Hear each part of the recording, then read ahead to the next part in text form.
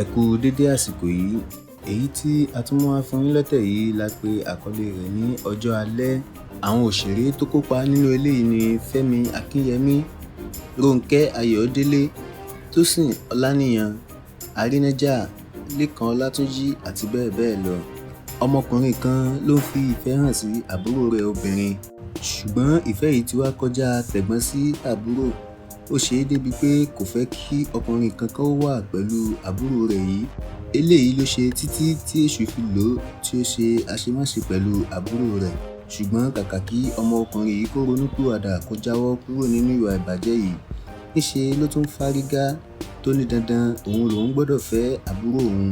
Eléyìí ló fa àríyànjiyàn láàrin àti àwọn mọ̀lẹ́bí rẹ̀ wípé bí òun kò fẹ́ àbúrò òun kò lè fẹ́ ẹlòmíì.